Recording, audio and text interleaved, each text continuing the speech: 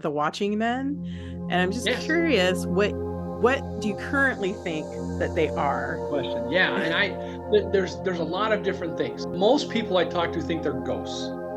I don't think they're ghosts, and then people think that it is us. And one of the things that leads me to believe that there's some aspect of us in it is one of the people I interviewed was laying in bed, and he sees one on the end of his bed, and you tend to see these things at the end of your bed or in the doorway.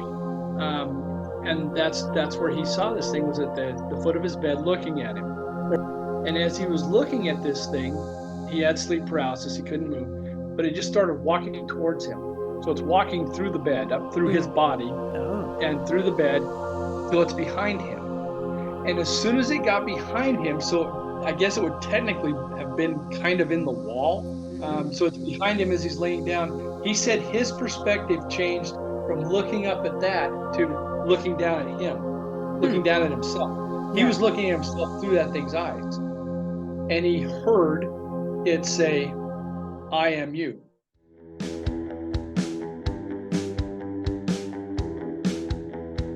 Welcome to the Casual Temple. This week, my guest is Todd Wilcox, otherwise known as the Slipstream Shaman, Slipstream Shaman also happens to be the title of his first book about his own personal experience working with quantum healing energy on himself and his clients.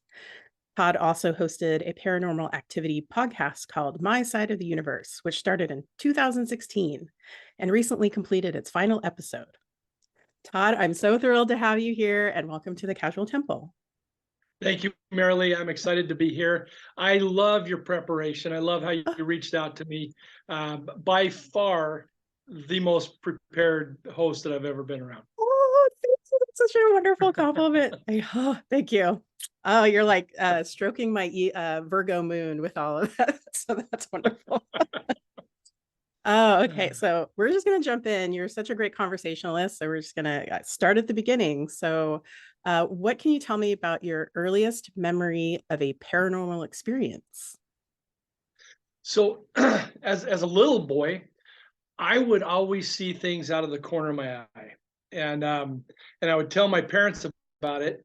And I'll tell you what they ended up being here in a minute, but I would see these things and I'd tell my parents, and they would, either laugh at me or play it off or look a little concerned. Or if it was in the holiday season, like around now, they would tell me that that was one of Santa's elves watching me to make sure that I was being good so that I'd get presents from Santa. And so I just didn't know what it was, but I kept seeing these things out of the corner of my eye. What they ended up being, which I learned later in life, were these things that I call watching men. And what that is something that's about 6 feet tall, pretty big built, looks like it's wearing a helmet or a hat, long cape or a duster style coat, something like that. You know it has a face, but you can't see any details. And they tend to just watch. Some people talk about seeing glowing eyes. I never have. And I've interviewed hundreds of people, in regard to this phenomenon, and only 3 have ever seen eyes that I've talked to. And they were all retired police officers. So I don't know if there was some kind of connection there or what. But and funny, retired police officers and people that are in the strongly in the paranormal community. So I don't know what the connection is there. These things don't scare me, and they've never scared me. As I look back in my life, all the different times I've seen them, when I was telling my parents about these things, it wasn't because I was afraid. It was just because it was odd, and I was curious what it was. About the same age, I can remember being down in my basement, and I had this little rocking horse thing. It wasn't a rocking horse. It was a plastic horse on springs. There was a spring, 2 springs in the front, 2 springs in the back, and it looked like you were riding a horse. And I loved Westerns and I loved sci-fi as a kid. So I was down there, riding my horse, chasing the bad guys, running from the sheriff, whatever. I was having a great time on the horse. And I would have these things standing around me watching, as many as 12 watching. And so my earliest thing were those. And then later, when I was more interested in doing investigations, I've done a lot of recordings, EVPs, had some unusual pictures, had some scratches, those kind of things, had them interacting with me. So I've had a pretty fun paranormal life. Yeah, for sure. There's a lot going on there. I'm like, yeah, like things out of the corner of your eye, the watch. Oh my gosh. Like, um, I'm sure I've been reading paranormal stuff since I was like a preteen. So I'm very familiar with all of the things you just said. It's just so cool that you've experienced quite a bit of it. And there's so many people that have experienced the watching man. Mhm. My guess would be close to 20%, maybe a little Yeah. above 20%. It's amazing how many times I'll bring that up in a group and hands start to raise. Yeah. So there, it's one of those things that a lot of people have seen. Mhm. I'll just share actually very recently in a dream. Um, I it was a very strange dream, but in the dream it was my husband and I uh basically on a bus, but we knew like the bus was going to drop into the river, like fall off of a bridge and fall. And it kept repeating over and over again. But every time we would buckle ourselves in, we would be so excited. And I was like observing this, like, why are we excited that we're going to die? That's just like really strange. And then I looked, and then finally, like, my observation looked at the front of the bus, and there were two men in like long black coats, like writing stuff down. And I Oh was wow. like, what the hell is this? What is that? Yeah. Um, but pretty much in your book, and then like thinking about the watchers and stuff like that, they kind of show up in strange places. So it was very fascinating. Yes. And it's not uncommon. Many people have said, yes, in my dream I see them. And Mm-hmm. that's typically not the case for me. It's usually, like right now, I might see one, or sitting and watching TV. But when I'm meditating, when I'm going to that quantum realm to do healing, Mm-hmm. in that place of energy and spirit, many times they come to watch what I'm doing. Wow. It's not at all uncommon for them to come see what I'm doing as I'm working with people. Wow. Yeah. So how would you say that these experiences when you were uh, very young, how did they change the way you saw the world, or did it not change at all? I think it really fired my curiosity. I always loved the unusual. Even as a little boy, I'm like 4 or 5. I can remember sneaking out of bed on Saturday nights, turning on the creature feature at midnight while my parents were asleep, and watching a scary movie as a little kid. And anything science fiction, Star Trek, Lost in Space, any of the other things that were on when I was little back in the '60s. I would watch, and I just loved it. So I think it really put me on a path where those things stood out to me. You get an excitement about something and you notice it. Maybe my 10 friends wouldn't have seen the things I Mm. did, or have the same interest in the sci-fi or monsters, or in alternative healing. I was always fascinated by the witch doctors and the voodoo and the medicine man and those things in movies, and how they could just um, help somebody. Um, and as I'm looking at that, I'm thinking, you know, I would rather go to this guy that like throws chicken bones down and waves something in front of me than the doctor with this big sharp needle. And Yeah. and I think that might have been where it all started. That looked like a much better process than what I was used to. Oh yeah, for sure. Especially as a little kid. Oh, those needles are. Absolutely, yeah. I was terrified of the shots, and I didn't want to. Hmm. I would fight. It was time to fight when the needles came out. Yeah. Oh my gosh. I remember when I was pro pre 5 years old, and my dad was in the military, so it was a military hospital, and I was getting a shot, and I was screaming so much that I broke the needle out of the out of the thing. And then I was trying to remind my mom of it. I was like, remember when that happened? She's like, that never happened. I was like, wow, you must have been more traumatized than me because She blocked it. yeah, she's like, nope, that was a horrific experience. Now, which service was your dad in? Air Force. Yeah. Air Force. Very good. Yeah. My father-in-law was in the Air Force. I was in the Marine Corps, Oh, and nice. Yeah. dad was in the Army. So yeah, we're kind of a military family. Oh, yeah, for sure. Yeah, gets around. Yeah. Mhm. So I know that from reading your book and listening to a lot of your interviews that kind of what kicked off the Slipstream Shaman part of your life was paranormal investigations. So my question is, where did you get started, or how did you even get started participating in those? Yeah, great question. So I always, even as a little kid, I was in the woods looking for Bigfoot. I was staring out my window looking for UFOs. I was peeking in a haunted house trying to catch a ghost. So I guess my paranormal adventures started, when I was little. The actually using equipment and doing those type of things probably started around, I want to say around 2000, maybe a little earlier. And I was looking in Utah. We have an online service that one of the TV stations sets up, and I was looking through that probably for some wood or something. It's where people get together and sell things and barter and different things, and there was an advertisement for people to join a paranormal group. Holy crap!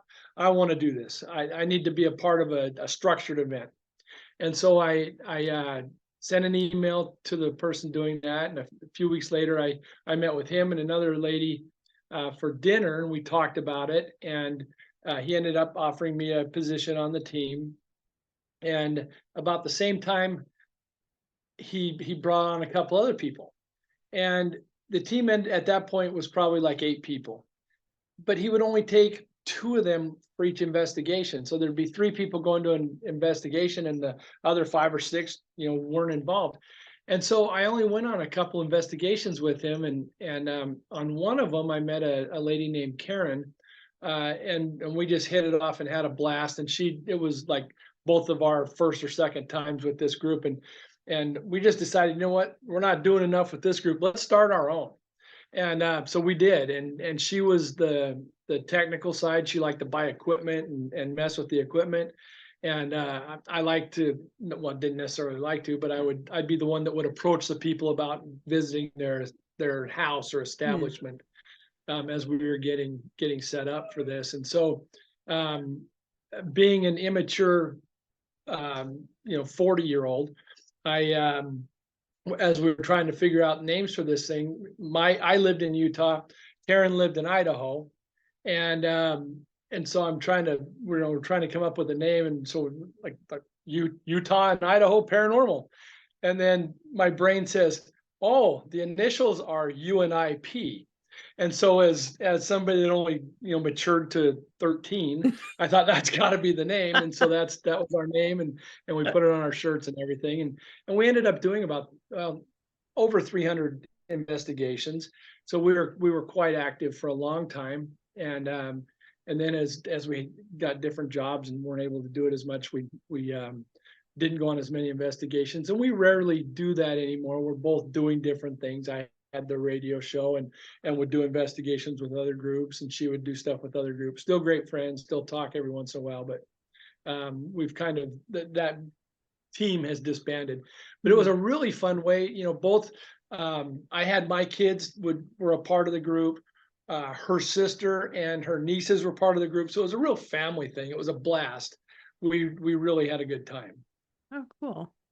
It sounds so fun, and I kind of like that it's kind of easier in a way that it's just the 2 of you, kind of running the show. Yes. Yeah, especially that the other one was kind of a cluster. And one thing I wanted to say is she lives in Preston, Idaho. And for the cool people listening, that's where Napoleon Dynamite lived. And so that's right. Believe it or not, the house is around Pedro's house. We've been in about 10 of them doing investigations. That place where Pedro's house was haunted like crazy. Whoa. So that part was pretty neat. The nerd in me was very excited every time I was going to do an investigation by Pedro's house. I'd always get a picture of me there. Yeah, that's some good movie trivia or movie correlation. Yes.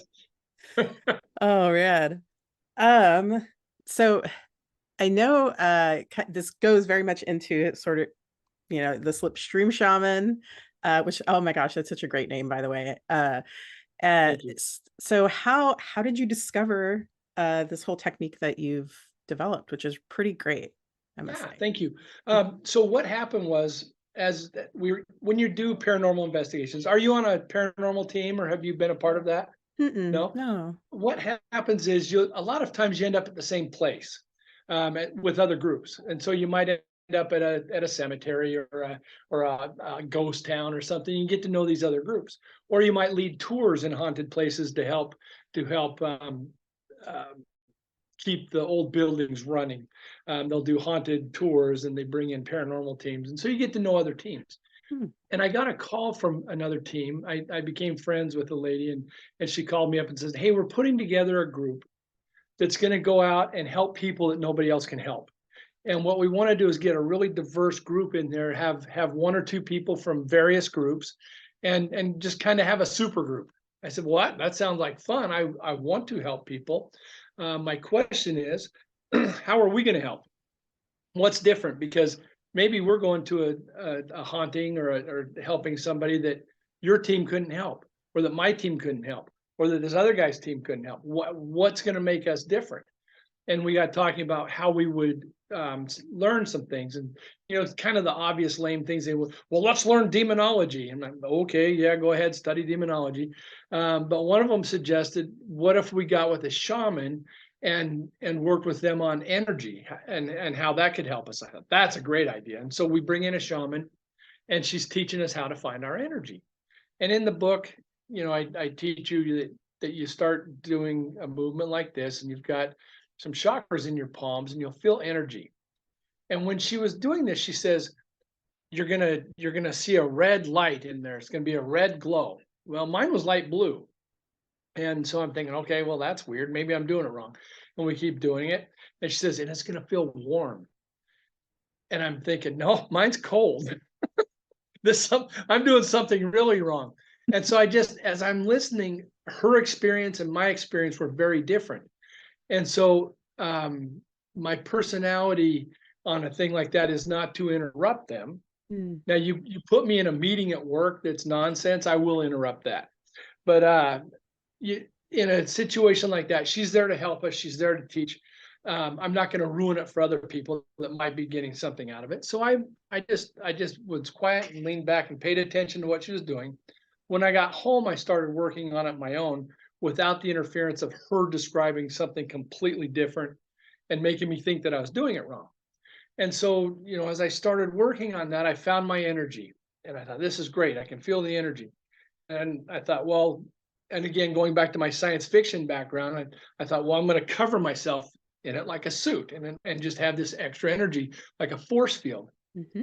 And then I remembered a book I read where a guy put out some cubes, a science fiction book, put out these cubes that created like a little energy dome over him while he slept.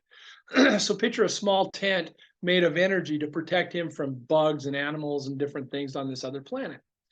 I thought that makes sense. I can make this energy force field thing around me and my friends and keep us protected. And then that evolved into, I started making it bigger and bigger and bigger to where it would move outside of a house. So if I was in a house and there was problems, I could expand the energy out and push anything out of the house that shouldn't be there. Kind of like sage, when you sage a house Mm-hmm. and things leave, my energy was doing the same kind of thing. And then I would put this force field around the house to keep it from coming back.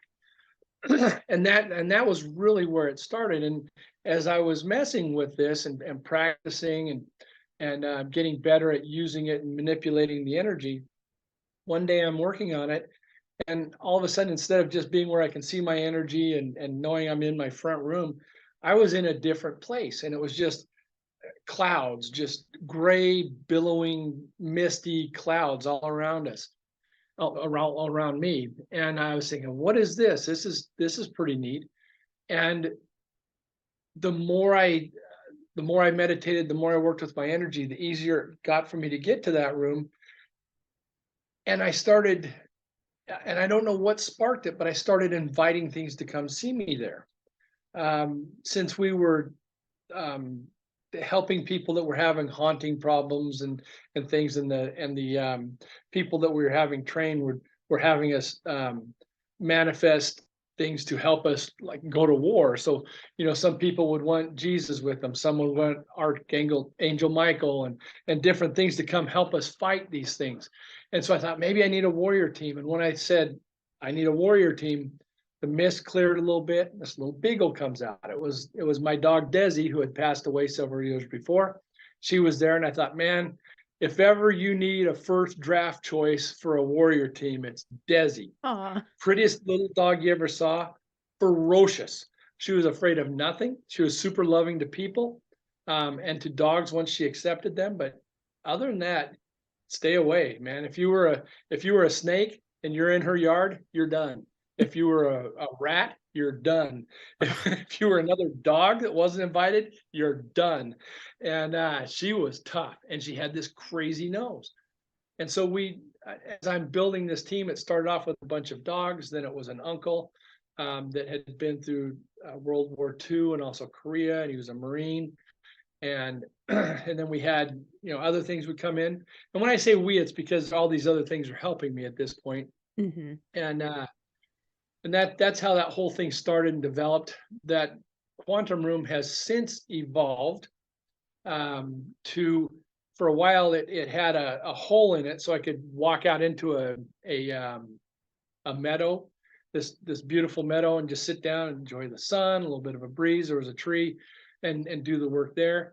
And now I'm out in space. I'm just in deep space. I can feel the energy of the universe coming to me. My energy has changed from this light blue ball and this is really weird. See the energy that the thing's holding on the book right here? Yeah. That's what my energy looks like. Wow. And the artist that made this book, she didn't know. I didn't tell her about it, but she makes this thing that has my energy on it. It was crazy. And so that's what my energy looks like now. I don't know if that means that it's better or worse, or just because I'm older, or just it evolved, or who knows what, but doesn't matter what color your energy is, doesn't matter what temperature it is, it's yours. It's like a fingerprint or a snowflake. Every one of them's different, and just go with it. It's a lot of fun. Mm-hmm. Yeah, I like the thing that I was really enjoying with your process of reading the book and listening when you've described it. It's just so creative and so like very personal. And in the book, you're very, what's the word? Very sensitive about other people having their own way. And I think that's such a great attitude to have. And yeah, I really was just, I don't know, it was just really great and wonderful. And such an inviting way about you and then about the method that you do. So very great. Thank you. And I just want people to know that it is a unique experience, Mm-hmm. and however it goes is right for them. The people I work with, their energy all looks different, the way their quantum rooms are anything you can imagine. One guy, it's his favorite car that he had in high school. Another lady's at a pond. Another one's on a hillside. Some are in space. One's on the moon. I love that one. I would love to visit the moon. Yeah. So yeah, everybody's quantum room is different. Mm-hmm. And it's, and like with mine, it just happened. So I didn't have any frame of reference or anything. They are actually thinking about many times, what do I want my quantum room to look like? So they might be manifesting theirs. I don't know. But it doesn't matter, because, whatever they have is what they have. And it's exciting and it's fun. It's a joy for me to hear about what their quantum room looks like and what their energy looks like and how it feels. And yeah, it's very, very unique for each person. And I love that they're able to put that together. Mm-hmm. Yeah. So how would this is something I was thinking about too, like what is the process? And everybody has a different process of discernment of energy. So what is sort of your process when you have so much, not so much, but you have like really cool, like creative things coming into your quantum space and your quantum room? Like, do you ever feel like you need to discern if this is like a helpful energy or not, or how do you go about that? That's a really good question. And I guess I just took it for granted that it would be a positive, my intention, my plan, everything was that this would be positive and helpful. And so I think that's what's come to me each time. And that is something that I talk to people about, is making sure you set a positive intent. And the first shaman I ever talked to was years before this other lady, and I asked, you know, what is it you do, and how do you heal these people? And he says the whole process starts and really ends with their intent. He helps them set an intent to get a result, and you can call it intent, you can call it quantum healing, you can call it prayer. It's when you get to that place of energy and spirit where you're manipulating that to get where you want to be. And yeah, there's probably people that don't use it in a positive way. Honestly, it didn't cross my mind. It was just, I just assumed everybody would want to do these things positive and help. And so it's, yeah, it wasn't something I ever even thought about until I've on a couple interviews, people have brought that up. And so I do spend a little more time now thinking about what my intention is, the positive outcome, the positive energy. And when I do the work, and maybe this will help answer it. So I bring in the warrior. I've got a warrior team and I've got a love team to balance things out. And the warrior team will find things on people. So if somebody asks me for a healing, and I invite them into the quantum room. So it's not their physical body, it's their energy that comes into the quantum room. It looks like them, but it's just their energy. And it's my energy there. And we will start doing the work, and the warrior team will find things on them that I call a companion. And so there might be a rag wrapped around their heart, and Desi will pull it out, and we will take that rag and we're gonna heal it. We're gonna give it some cleansing energy to get it ready for healing, and then we send it love energy for the full healing. And it'll change from that nasty rag that we pulled off somebody's heart to maybe some flowers, or maybe like the first time that I pulled something like that from a person, actually Desi pulled it from that person, it turned into this beautiful little boy with curly kind of golden hair that just looked up at her with a big smile and then walked away. And what these things are, companions. These things started out as something positive for us that over the years we grew out of. So if you can imagine, say you're a little boy and you're playing around and you hurt your arm, and you see on TV the football players and the wrestlers, they have a band wrapped around their arm, so you think, well, maybe that'll help my arm. So you tie the band around. Sure enough, that pressure makes it feel better. What happens if you leave that on for a week? It might not be helping you anymore. Right. Certainly, if you leave that on for a month or a year, it's no longer helping you. And if you leave it on multiple years, it's really hurting you. So something that started out positive has grown into something that's holding you back and hurting you. And that's what I call a companion. And that's what most of these things are that we remove from people, are companions. And I'd say 95% of what we encounter are these things. And so what we're doing is removing them, filling that person with healing energy, then love energy, so nothing can go back in, because nature abhors a vacuum. Healing that companion and releasing its energy back out to the universe to do what it's meant to do and what it loves to do. And so everybody wins on that. The next thing that we run into is a parasite. And this is something that didn't start with a positive intent. And this is where I get on my road rage soapbox. So when we're driving and we're getting crazy like I do, and I'm much better now, but we're sending out such evil, nasty, rotten thoughts, right? I think some of these things attach to people and become a parasite and suck their energy and cause problems. And that's about 4.5% of what we encounter are these parasites. And they didn't start off with a good intent. And when we remove these things and we heal them and give them love so they can really heal, sometimes they change their energy to something good that can go out and be helpful in the universe. Sometimes they just disappear. They're not able to change to something positive, and they just disappear. And then finally, there's another thing that, you can call it an alien, you can call it a demon. There's some kind of other thing that I don't think ever started off good. I don't know if it even is of this world, but these things are a problem. And in the book you read, Ron, that triangle-headed alien that was attacking him, that's one of those things. I have since run into this thing that I don't even know really how to describe it, but maybe if you took a peach and made it 20 times the size of a sun, and then had billions or trillions of tentacles coming off of it to suck energy from people. Ooh. That's something that I've just recently found, and I have no idea how I'm going to deal with this thing, other than separating the tentacles from people and trying to seal them so they can't get back. Yeah. I don't know what this thing is, but that, you know, those are whoppers, and I'm hoping that as the Slipstream community grows, that, you know, maybe 5, 10, 20 of us will get together and figure out what to do with this thing.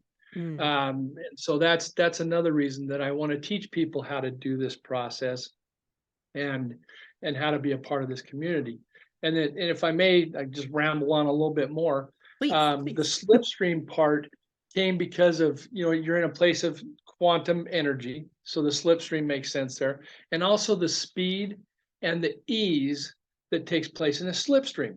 So I want people to think about, they're driving on the freeway and a semi passes them, and you feel your car get pushed off to the side, and then it gets by you and you get sucked back over where you were. You can actually feel it as it goes by. You can feel that jet stream.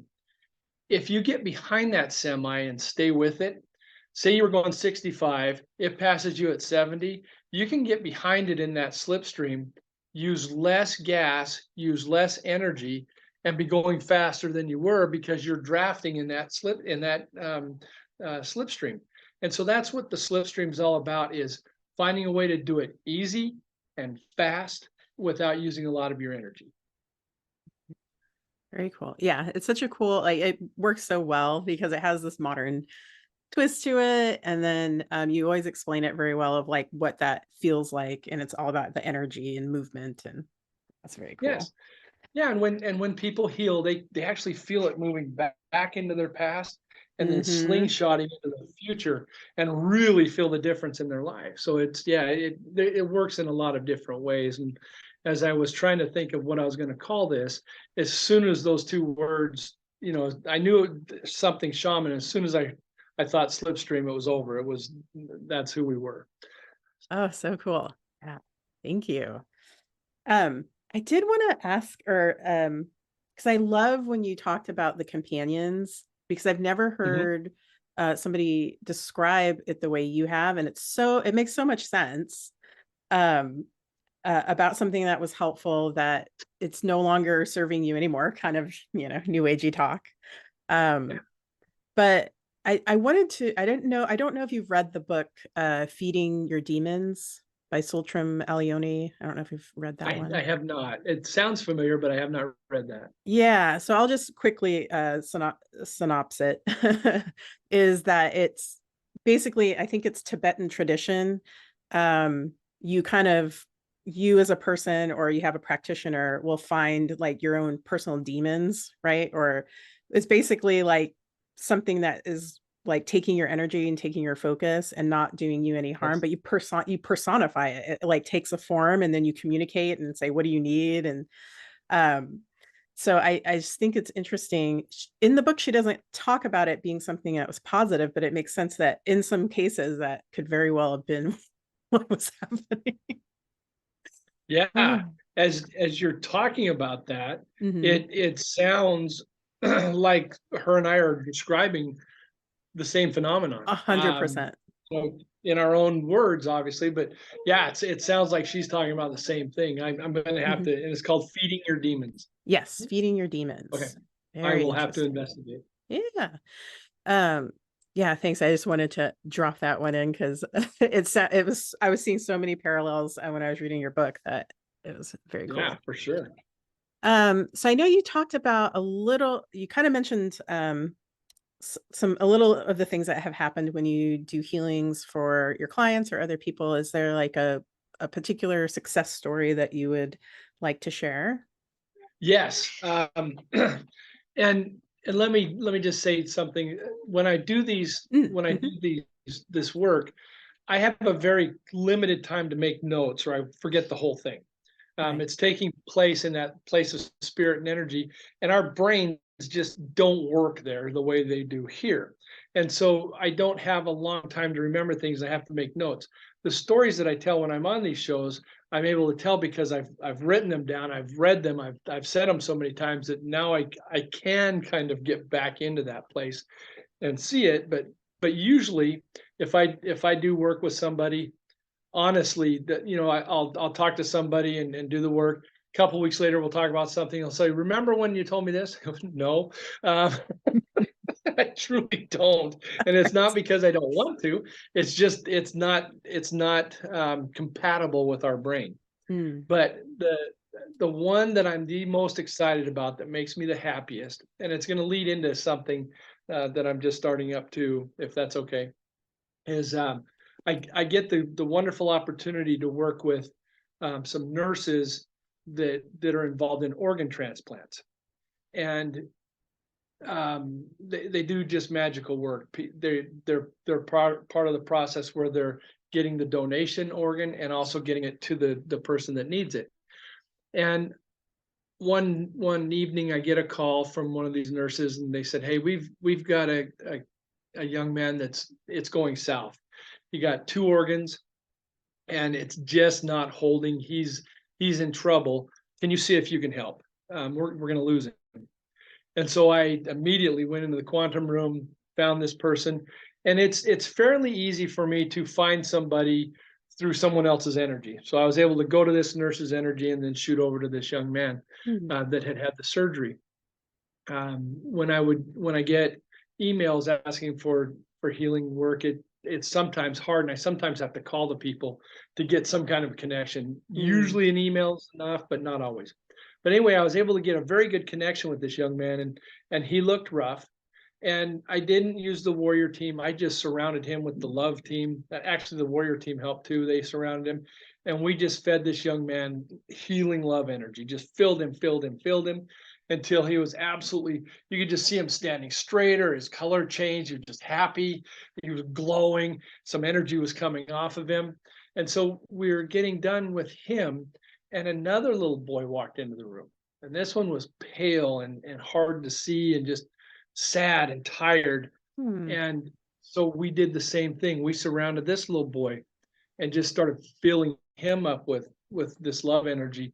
And you could almost see, like when the telethons would be on and there'd be a thermometer, and it would their goal was 30,000, and they kept putting in the red until it burst out the top. Well, it would almost look like that with him. As we were sending this love energy to him, you could just see it building from his feet all the way up through his body. And then when it came out the top of his head, there was 6 different streamers, either 6 or 8, I can't remember for sure now, that were coming out of him. And I felt like that those streamers of this healing love energy was going to his family. Aww. And this was the donor. This was the little boy that had given the organs up. And he's smiling, he's happy, and he's got his energy back. And I don't know why, but I said, "Hey, can you tell me your name?" And I'm not going to tell you the real thing he said. I'm changing it for confidentiality, but he says, "C." And I said, "So C, the letter C, Charlie?" He's going, "C, Cedric." I'm going through all these C names trying to figure out what his name is. And he laughs at me and he leaves. And the next day I call the nurse. "How's everything?" "Well, the boy who had received the organs is doing great. He's up, he's walking, he's getting healthy. He got out 2 days later. So everything turned around for him." And I'm not saying that I replaced the doctor. What I think happens with the work I do is that I'm the straw that breaks the camel's back. I'm that last piece that's needed for the energy to line up, for everything to work. You needed the medicine, you needed the doctors, you needed all that other stuff. But I'm doing that last little piece where his energy's lining up and he's healing now. And that's where I see myself fitting in. I don't want anybody to think, "Don't go to the doctors. Don't." What I'm saying is this is a complementary to what we have available. We have wonderful things available to us, and it's a very nice complement to that. And sometimes it's just that final straw that tips everything over and makes it work. And that's what I think happened. And so I get the great news. The little boy that got the organs, he's doing great. He gets out of the hospital a couple days later. And I said, I know we're not supposed to talk about this, but I couldn't help myself. I asked that the donor came to see me, and I asked, what is his name? And he kept telling me C. And so I said, is it Charlie? Is it said, I start naming off all these C things again, and the nurse just busts out laughing. And she says, Todd, you need to pay attention. I said, what do you mean? And she said, he told you his name, it's Cece. Oh my God. That's so I'm funny. thinking he's just giving me an initial to make, Right. make me work for it. Yeah. But his name's Cece. And I'm like, okay, great. So I was able to make that kind of contact, which people would call associative remote viewing. Right. So there was a lot going on there. We did the quantum healing, and we did some remote viewing that night, and that was by far my favorite thing that I've ever worked on. I get goosebumps. I've got goosebumps right now thinking about it. I get goosebumps every time I talk about it, and I'm so happy that I was a part of helping not only the young man who got the organs to heal and go home, but to help the family of the donor get better, because that's what he was doing. As soon as he was filled out, he was sending out healing love to his family to help them feel better, to get them through the loss of him. Yeah. And it was just beautiful, and it was the best one I've been a part of. Oh, yeah, that is such a good one too. It kind of, for me too. This is such a great story. My little heart goes like, yeah, thank you. That's so beautiful, Cece. It's so funny that those messages, sometimes you're like, your brain gets in the way, and it's like, it's got to be more hard than that. Yes. And that's why I try not to interpret anything. People say, Right. what do you mean there was a rag around my heart? What does that mean? I said, I don't know. And I don't care. It's just how it showed itself. Yep. It doesn't matter. Well, why is it a little boy? I don't have I don't know. It's just the way the energy showed itself. It might be a rose. It might be a water, a waterfall. It might be a fish. It's been all kinds of things that they've changed into, and it's been all kinds of things that it started as, maybe a rock or a walnut, and it changes into a star or a meadow. You don't know, and I don't try to interpret, because my interpretation is probably not going to line up right. I had a medium come onto my show, my side of the universe, and I had a lady on, and this medium was nailing what the message was, right? And destroying the interpretation, and would not listen to the person that he was reading. As she was saying, no, that's not what it means. I understand why I'm being told this, about he's telling her, well, there's turquoise. I'm getting turquoise. And he says, and that's because it's this month thing. And then he's going on and on. She says, no, it's because he wore a bolo tie that had turquoise on it. And I can see it as you're describing it. His interpretation was taking her out of the whole thing. And that really drove home to me, don't interpret. He had the information right. He talked about the stuff this lady liked. He talked about the stuff that the person was passing on. He was getting everything right, but his interpretation was way off. And so I don't interpret. That's for the other person to decide on. I can't. If I may, I hate to just keep rambling, but please. I used to, on these shows, I'd say, if you need a healing, let me know. I'll do it for free. I am so far behind, I can't make that offer anymore. In the winter of 2022, normally when I would do a show like this, I'd get 1 to maybe 15 people wanting a healing. I got thousands. Oh my God. Last November and December, and it continued into January and February. I'm literally like 5 years behind on these people that ask for healing. So I don't make that offer anymore. And it's not because now you have to pay. I never charge for these. I never have, and I'm afraid that I won't be able to do it anymore if I charge. And so it's never been a thing about charging people. But I can only physically do so many in a day. Right. And I'm so far behind, I may never get it. But what I'm doing, I'm starting a new thing, and it's still in the infancy, but I wanted to let your viewers know about this. It's called Glimmer Tree Kids. A glimmer is something that we all should train ourselves to look for. It's something positive that you see. So you see something that makes you happy, that makes you laugh. Think about that instead of a trigger which sets you off on something bad, look for these glimmers. You might see a rose, a yellow rose in the middle of a red rose, and it just makes you feel good, you know, or you see a little kid jumping over a fence and laughing. Who knows what these glimmers are, but they're very positive, very happy things. And I want people to start looking for these instead of responding to triggers. I think we can really be much happier if we find more glimmers. So this is called Glimmer Tree Kids, and the reason the tree is involved is I make rattles. Rattles help us focus our energy. And when I first started doing this, I needed to use a rattle to access the warrior team and to access the love team. I grew to where I didn't, and I teach people how, you know, to do it without using the rattles. But I'm putting together a program where I'm going to send rattles to children who are sick that need some help. And I'm getting that put together. So if there's anybody that knows somebody that needs it, by all means, let me know. I'm hoping by the first part of 2024, I'll be able to send out these rattles. It's going to be free of charge. We'll send the rattles out. I want the kids to collect their own rocks or whatever they want to put in the rattle. There'll be the wood that's already bored out, and there'll be a dowel in to put in there so they can have a rattle and focus their energy.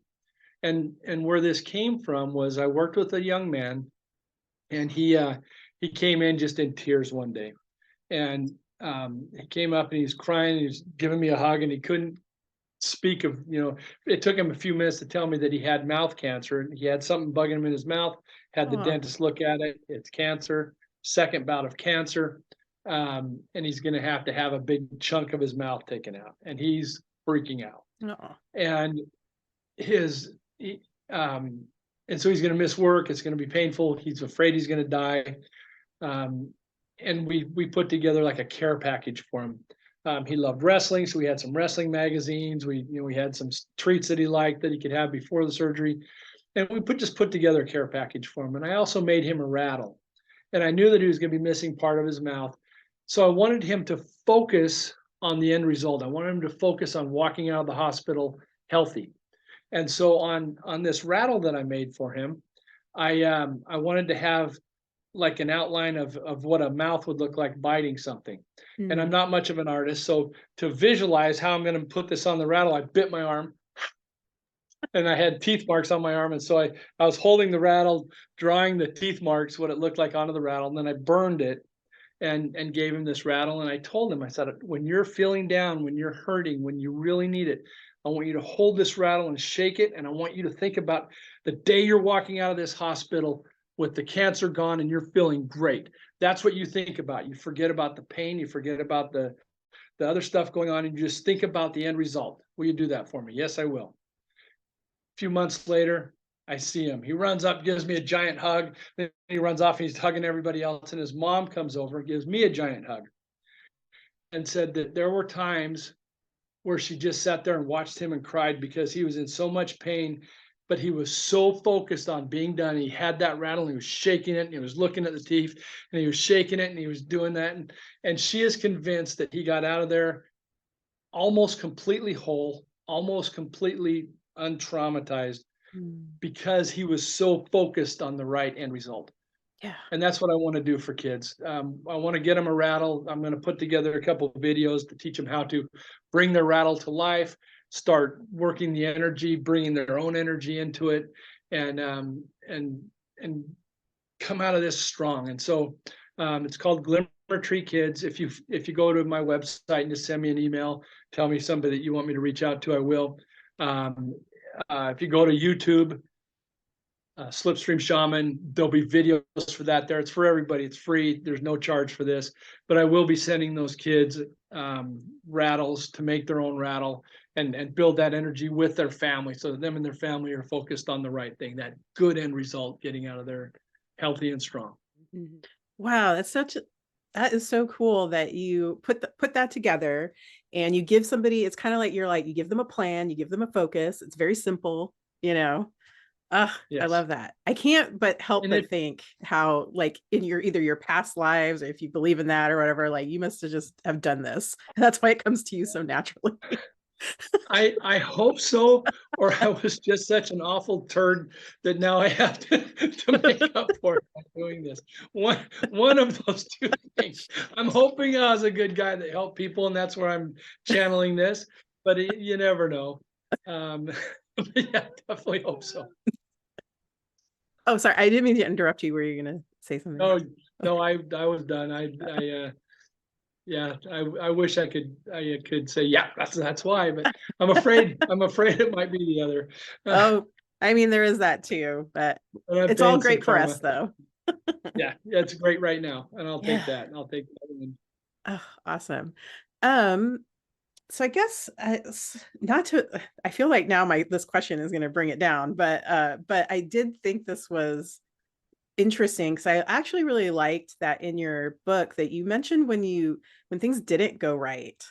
And you were very honest about that. And yeah, I just why I'm sure I know why you wanted to share that, but like what happened and why did you share it in your book?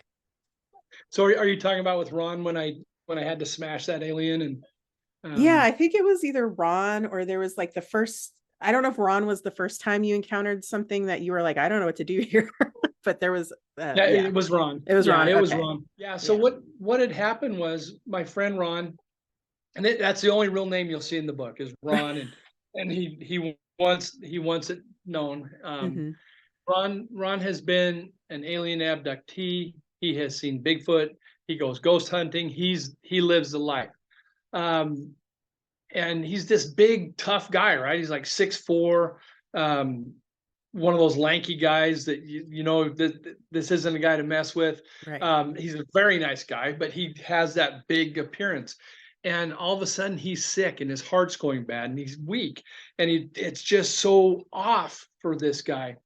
And he's just such a wonderful guy. And he's telling me about his heart and how the operation of his heart just keeps going down.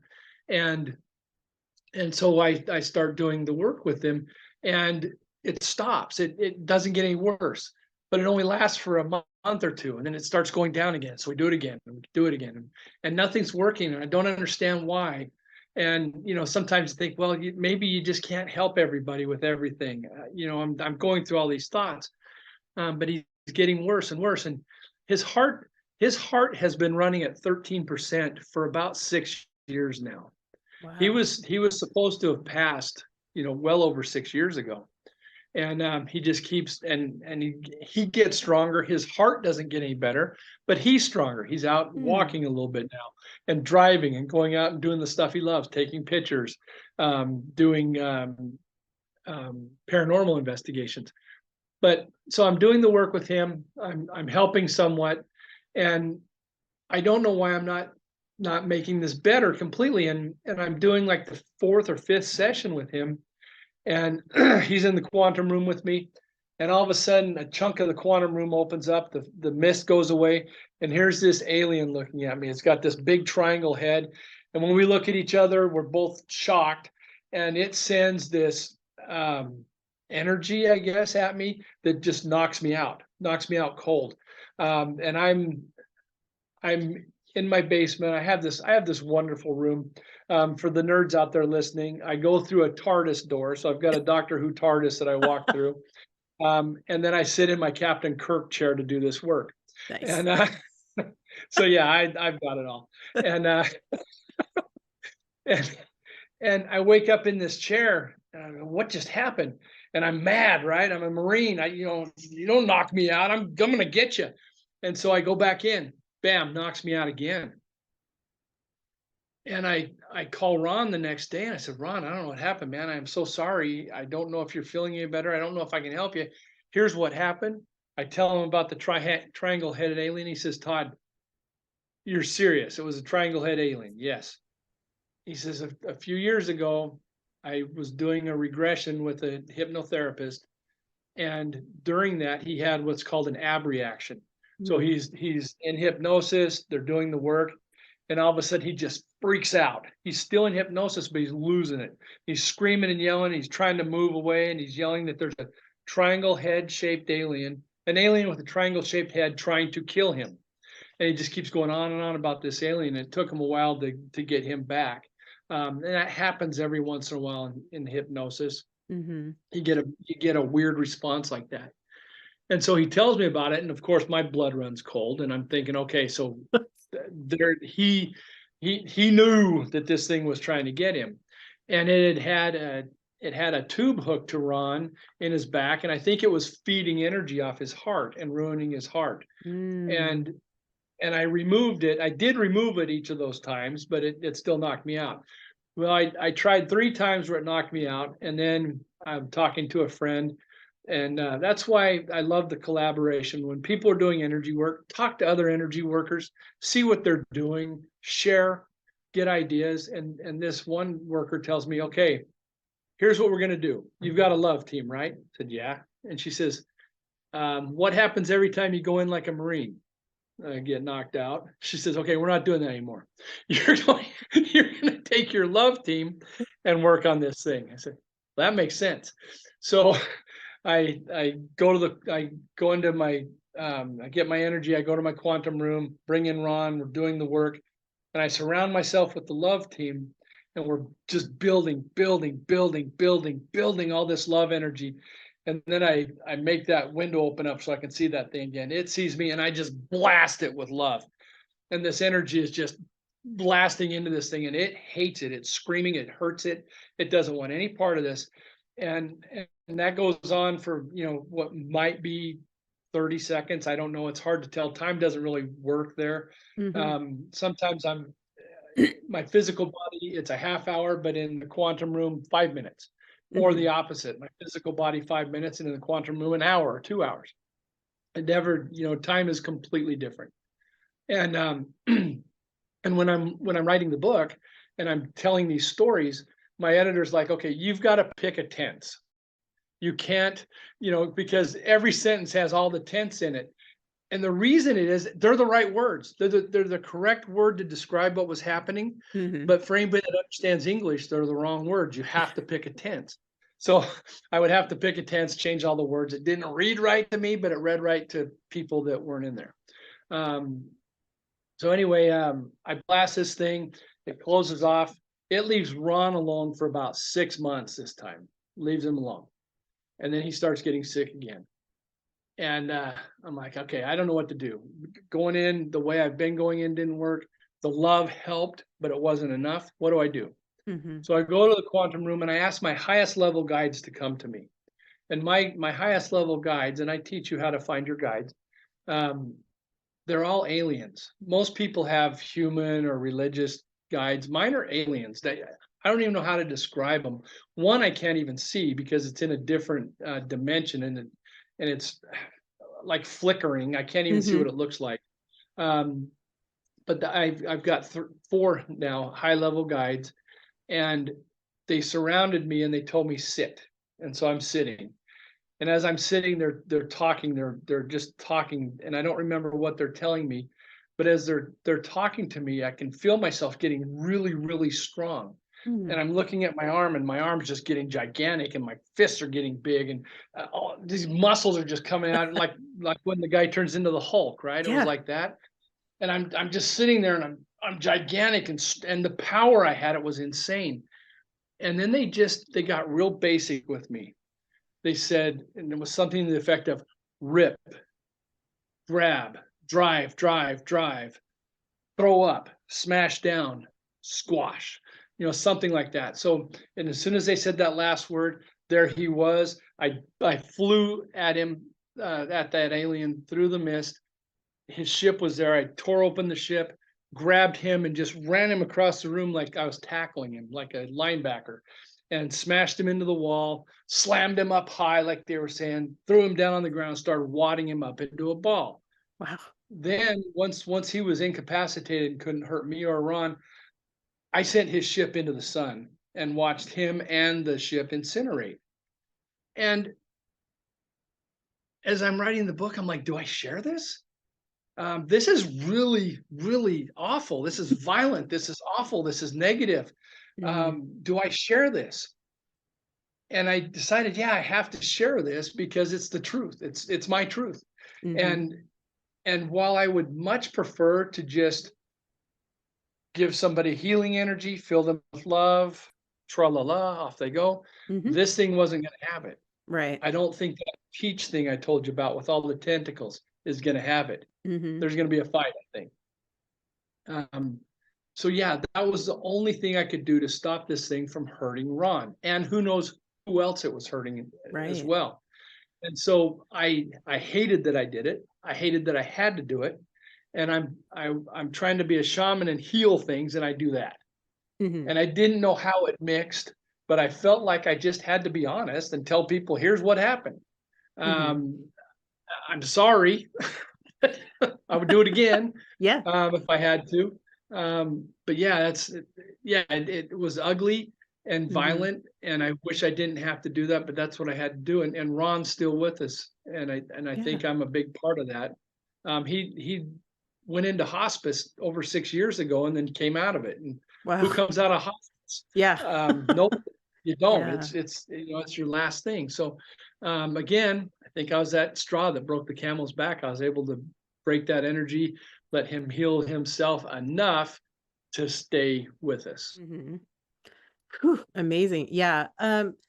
Yeah, I had to think again, shaman's such a wonderful word because they would do that stuff for people. They would go and like battle those weird energies in the weird realms and take care of it for people. So I don't, so what you're Yeah, describing is what, they have done historically, really.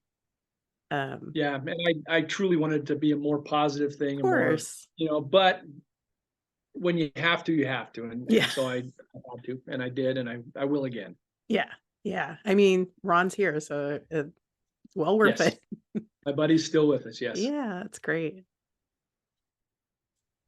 Oh, okay. So we're kind of wrapping up, but I do want to circle back around because we started off talking about the Watching Men, and I'm just Yes. curious what do you currently think that they are, if you even know at all what your opinion is? That's a question. Yeah, and there's a lot of different things. Hmm. Wh- Most people I talk to think they're ghosts. I don't think they're ghosts. Many people that I talk to think that they're a time traveler of some kind, Hmm. which makes some sense. Hmm. Um, Many people think that they are seeing themselves in their life review. And Hmm. so you die, you go through that life review, and you're standing there watching all this stuff happen. They're thinking that watching man that they're seeing is them in their life review seeing that instant in time. Hmm. Um, could be. Hmm. Um, I and then people think that it is us. And one of the things that leads me to believe that there's some aspect of us in it is one of the people I interviewed was laying in bed, and he sees one on the end of his bed. And you tend to see these things at the end of your bed or in Right. the doorway. Um, and that's where he saw this thing, was at the foot of his bed looking at him. And as he was looking at this thing, he had sleep paralysis, he couldn't move, but it just started walking towards him. So it's walking through the bed, up through his Mm. body Oh. and through the bed till it's behind him. And as soon as it got behind him, so I guess it would technically have been kind of in the wall.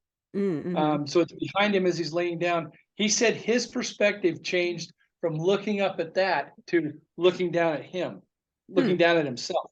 He Yeah. was looking at himself through that thing's eyes, and he heard it say, "I am you." Hmm. And so he is convinced that that is him, his Hmm. spirit, his avatar, whatever you want to call it. He thinks it is a part of him, and over the governing spirit that's over him or something. But so it's really hard to know what it is.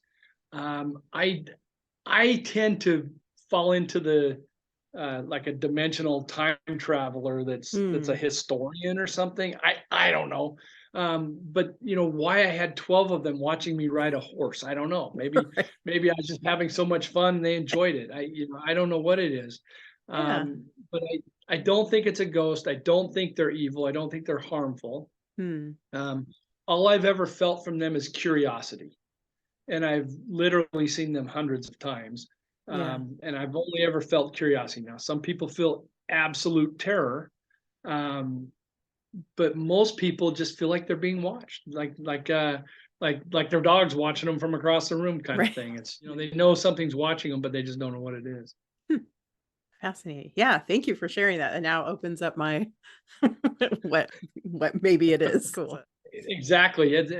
That's one of the fun things about what we do is we don't know. Mm-hmm. Why does every culture across the world have Bigfoot stories, but we've never had a body? Where are these things coming from? I've got to believe that there's a reason that we've seen them, we've interacted with them, but how are they doing what they're doing? My thought, and it's the same thing with the watching men, is Bigfoot is a trans-dimensional being that can phase out of our reality. When I was with another shaman training to get my spirit guides, my spirit animals, the first one that came to me was the elk. And we're walking around this fire, and my body's changing. This is ice. We're in ice. It's slippery. It's treacherous. And then we've got a fire, and I'm walking around. I'm slipping and sliding, and all of a sudden, I've got great footing. I'm walking different. My chest is puffed out. I'm walking like an elk would, like a bull elk, and I was no longer sliding. And I'm watching the other people, and I see how their bodies are changing as their spirit animals come to them. And we're walking and walking, and then I lose mine. My elk is gone, and I'm freaking out. Everybody's still got theirs, and I'm upset. Why did mine leave? And then all of a sudden I'm walking different. And now, instead of having my chest puffed out, I'm standing taller. My arms are starting to swing, and I'm taking these gigantic strides. And again, I'm not slipping. Well, this time, so I had a bull elk come to me at the first. I had a female Sasquatch spirit energy come to me for the second. And as I was interacting with her, walking, and I was no longer slipping, I can remember looking down this ridge of mountains thinking, I could be at the very end of what I can see in a second if I wanted to. And I think they just walk through, maybe like what you would call a Mobius door, and come out another one, hundreds of miles away. So I think there's some things that we don't understand about dimensions with all this, with ghosts and everything. Sometimes I wonder if the things that we're recording, the EVPs, the electronic voice phenomenon, if we're just not hearing somebody in another dimension right next to us, and the veil's fairly thin, so that sound can come back and forth. I always have this picture of me on a ghost hunt saying, "Hey, are you a ghost? Talk to me." And somebody on the other side going, "I think I hear a ghost. It wants to talk to me." And they're doing the same thing. And there's two paranormal groups on different dimensions trying to talk to each other. Love it. So I wonder if something like that's going on. One other funny story I'd love to tell you is I'm on a ghost hunt, and we're in an Elks Lodge, of all things, and Elks Lodge, and it has a bar, and it has a restaurant, and it has this big dance floor. And there was a lot of haunting stuff going on there, and we're going through it. They weren't open at the time. It was in the afternoon. And I'm on the middle of the dance floor, and I'm talking, I'm asking questions, and I've got my recorder going. Well, the next day, as I'm listening to this, I hear this weird sound, and it's a voice, and it's saying a word, but I can't. Sometimes you hear stuff and you just can't quite pick up what it says. And so I send it to my team. I said, what are you guys hearing? What is this? I even flipped it. Sometimes I'll turn them and run them in reverse, and then I can understand them. But I sent it to everybody, and most of them didn't know anything about it. And one says, "You're being asked to dance in Italian." And so I'm on a dance floor, and something is speaking Italian to me, asking me to dance. Wow. So I wish I would have had there are some microphones and recorders now where you can get real time, you can hear the EVPs real time. And so if that would have happened, and I would have known Italian, I would have certainly said yes. I can't dance, but yeah, we'll do a slow circle thing. Right. But yeah, that was a fun one, finding out that something was asking me to dance while I was on a dance floor. I thought that was neat. And that's so good. Most of the shows talk about all these, get out, I'm gonna kill you, all these things that they record. By far, the word that we've recorded the most is love. Aw. By far.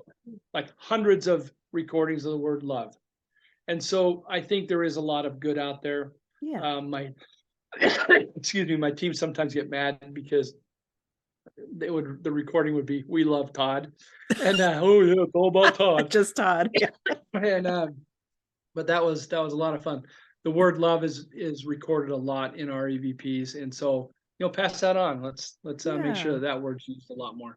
I love it. Good job. Perfect. Oh, wow. So many great stories. And you're so, no wonder you had a podcast for so long. 'Cause you're great at telling your stories and so great. Thank you. So I'm happy that you shared about the Glimmer Tree or the Glimmer Tree Kids rattles. That's so cool. It's so, again, so impactful, so simple. I love it. So creative. So what are some other projects that you're working on? I think I heard in a recent interview that you might have some books coming out as well. So Yeah, I put the book on hold for now. There is a okay. part 2 coming out. Okay. What I decided to do instead was create an online course.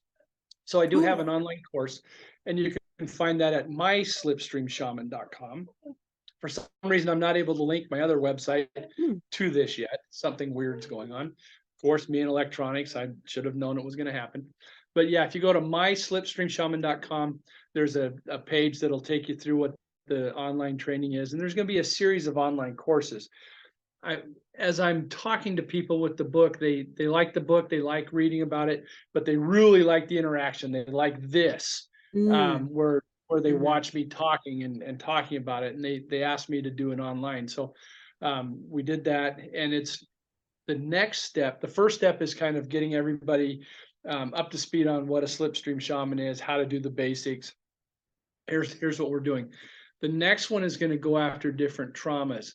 PTSD for first responders, for medical people, for really everybody. Trauma. Yeah. I was just talking to a lady today. Trauma is trauma, and there's a lot of trauma out there, and so it'll be a way to release that trauma. Will be the second courses, and I hope to have that in the next couple months, and there'll be a whole series of those, and then eventually I think we'll do another book, but overwhelmingly people wanted to see videos and see this kind of thing instead of read about it.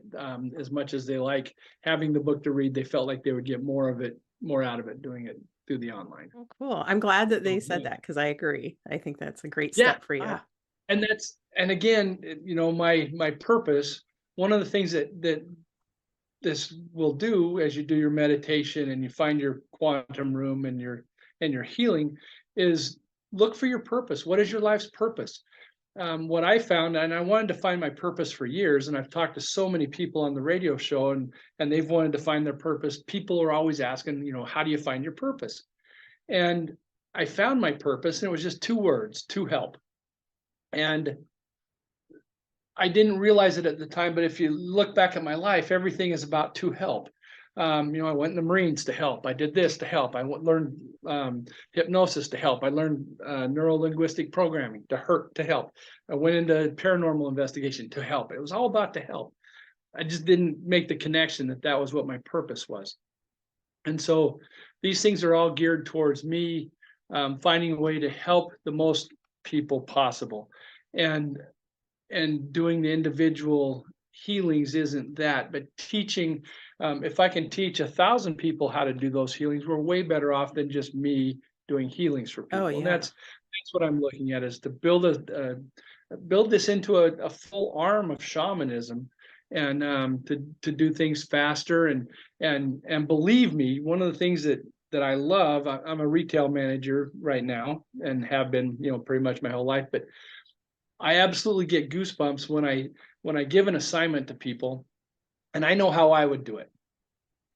But I give them a big picture, I trust them, I give them a big picture, tell them what we need done, what the end result needs to look like, and then watch what they do. And they do it different than what I would have done. And almost every time it's better. They come up with a better plan and get a better result. And I'm just so proud of them and happy. And that's what I'm looking forward to with this, is as we get people training in this, that they're going to run past me and I'm going to be learning what they do. Mhm. and we're going to build this community out and really do nice things for the world. I want to raise our frequency and get things better. Yeah, very cool. Yeah, I'm very excited about the like the teaching aspect. It's absolutely perfect. Because you're behind by 5 years. Like you're gonna on your own clients. So gotta train some Yes, new folks. I need some help. Yep. Yeah, So we'll be doing definitely. I'll be reaching out to those people. And if any of you watching this right now sent me an email and I haven't responded, it's not because I forgot about you. I just haven't got to you yet, and I'm so sorry.